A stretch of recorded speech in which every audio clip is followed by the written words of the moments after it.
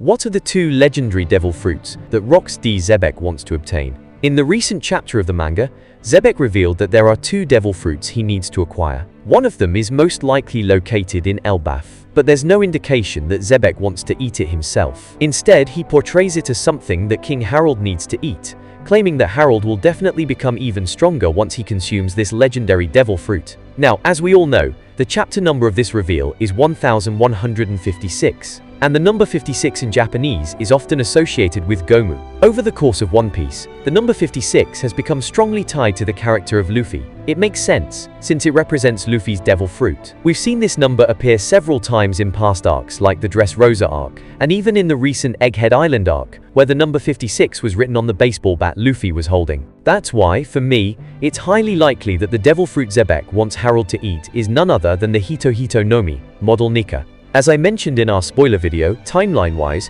this Hito Hito no Mi Nika fits well as the legendary devil fruit said to be in Elbaf's possession, a fruit that the Giants have supposedly been guarding for generations, passing it down over time. So now the question becomes, if the Hito Hito no Mi is one of the legendary fruits Zebec is targeting, what could be the second legendary devil fruit? I know the first thing that comes to your mind is the Yami Yami no Mi of Blackbeard, since Blackbeard and Luffy have long been portrayed as two sides of the same coin. In other words, if Luffy represents the good, then Blackbeard represents the evil. If Luffy's devil fruit is pure white, then Blackbeard's is pure black. But what if the devil fruit Zebec was referring to has already been eaten by Loki? This scenario assumes that the devil fruit in Elbaf's possession isn't the Hito Hito no Mi model Nika after all, but rather a different legendary fruit that Loki himself already consumed. If you remember, back in chapter 1130, a giant told the Straw Hat Pirates that Elbaf has long safeguarded a devil fruit that is passed down from generation to generation. The giant even mentioned that Loki wanted to eat this fruit so badly that it became the very reason he killed his own father.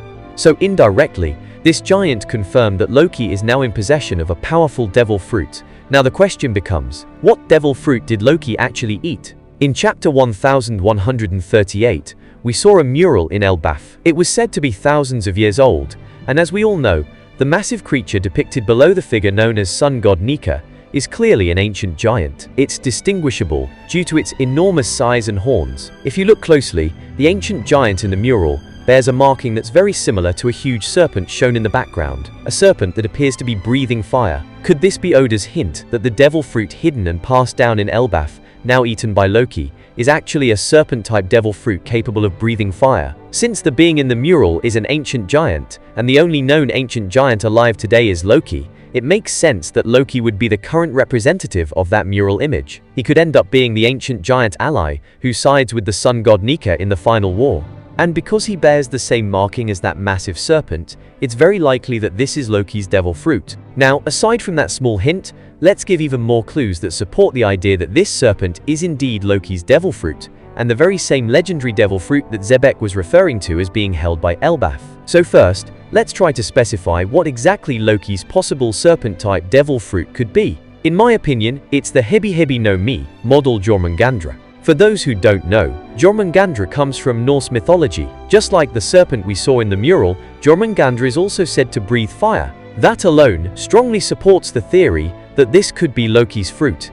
Now our first clue that this might really be Loki's devil fruit is based on appearance. In chapter 1142, it was revealed that one of the nightmare creatures resurrected by St. Gillingham was a being called Jormungandr. What's strange here is that the kids had a fear of this creature, as if it was already something familiar and terrifying to them. Could it be that they had already seen it before, maybe during one of Loki's transformations? And if you take a closer look, the eyes of the Jormungandr we saw in that chapter strongly resemble Loki's eyes. The shape, the eyelids, they match almost exactly. Now another major clue that supports the idea of Loki having the Jormungandr devil fruit is something Ripley told Frankie in chapter 1141, that Elbaf's greatest weakness is fire and lightning. Then, in the following chapter, Loki himself confirms this when he uses his weapon Ragnar to strike the Tree of Adam with such force that it causes a massive lightning discharge. Could it be that the fire and lightning Ripley referred to are actually both possessed by Loki himself? The lightning, through his weapon Ragnar,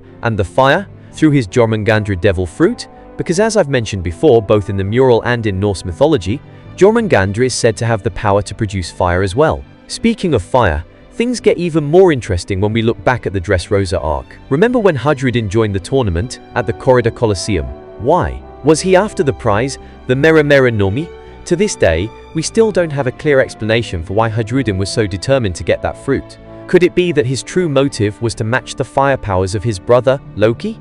It makes perfect sense, as if he wanted to counter Loki's fire abilities with fire of his own. And now, our final clue that Loki's devil fruit is indeed the Hebi Hebi no Mi model Jormungandr comes from the Skypiea arc. If you remember the flashback with Noland and Kalgara, we were introduced to another serpent, Kashigami. So who was Kashigami? 400 years ago, Kashigami was worshipped by the Shandians as a god, but Noland exposed the truth that this serpent was nothing more than a false god. He killed it and proved that it had no true healing powers, contrary to what the Shandians believed. And this is exactly the same situation we're seeing now with Loki. During his character introduction, Loki claimed that he is the sun god, but as we all know, the true sun god is Luffy, since his devil fruit is none other than the Hito Hito no Mi model sun god Nika. This creates a strong parallel between the serpent Kashigami and Loki.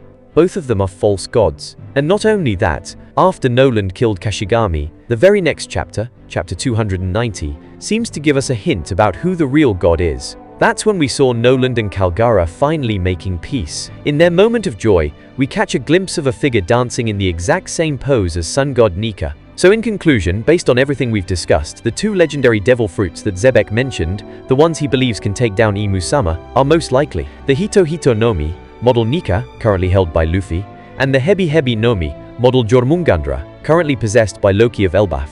What do you guys think of this theory? If you have any thoughts or ideas of your own, don't be shy, drop them down in the comment section below so we can all talk about it together. That's all for now. Peace.